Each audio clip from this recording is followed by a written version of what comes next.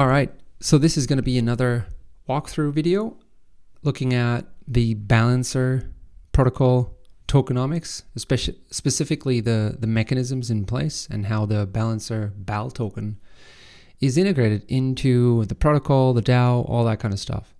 So let's start with Balancer. Balancer in itself is automated market maker, decentralized exchange kind of protocol. I talked about it in the article that I'll link below a lot more on what it does. But essentially, its core feature, core function is that a user on the one side can deposit tokens or token pairs by creating entirely new pools for whatever token they like. So it could be a mix of, I don't know, whatever you own, place that into the pool. And then other users, they can swap tokens against these pools. I mean, they wouldn't be really selecting the pools. They would just use an interface and say they'd want to swap some uni or BAL for ETH, and then that trade would get executed against those liquidity pools. User pays a fee, and so the swapping user pays a fee, and the user depositing collects that or a part of that fee. And Balancer has kind of split up the logic of liquidity pools, meaning the fees taken, so users can decide how much should be paid when traded against their fee, all that kind of stuff, and the vault. So the vault would be really, they've got one big vault that holds all tokens and logic for different pools on top, right? So there's going to be all sorts of different tokens like DAI, USDC, ETH, Uni in that vault. But then the pools on top, there could be, like an 80 to 20 pool, meaning 80% of it is BAL and 20% is wrapped ETH. And those would be then, smart contracts that, just tell how much of the vault, how much in that vault belongs to that specific pool. Anyway, that's really a specialty of Balancer. We don't need to get into that too much. So then there's a couple of other features that allows, right? So because they have this deep liquidity, they can allow for flash loans. Those are mainly used for arbitrage. So somebody can take up a loan and needs to repay it within the same transaction. Look it up. It's quite interesting what you can do with that. There's also liquidity bootstrapping pools where, new protocols can launch their token, and they don't need a lot of foreign assets for that.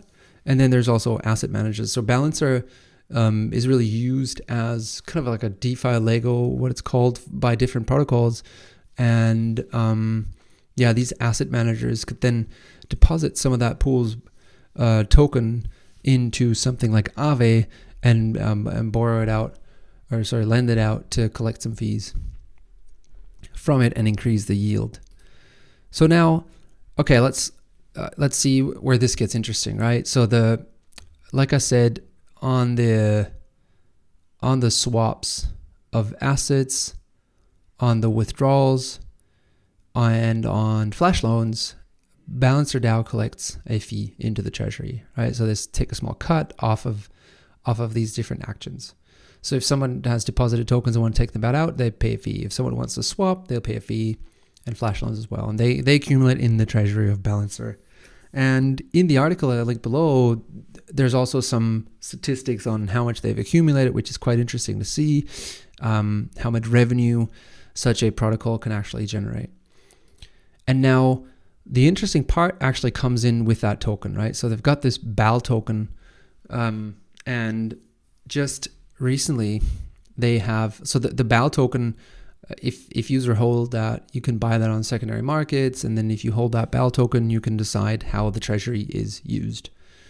So that could be for protocol developments, things like that, anything really that concerns the development of the Balancer protocol, I guess. So BAL token holders can vote on that. But then now they've recently introduced voting escrow governance, which is something that Curve, I think, has pioneered.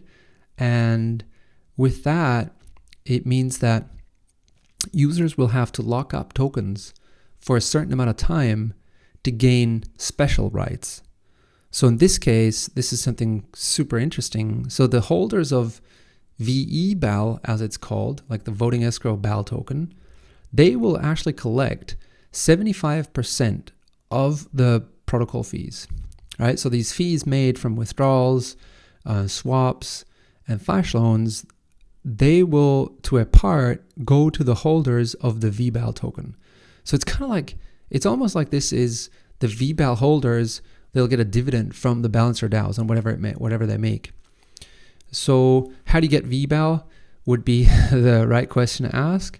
So in this case, it's not that you just need to buy, like in Curve's case, you need to buy Curve and then you need to lock it up in a contract, you get the V Curve.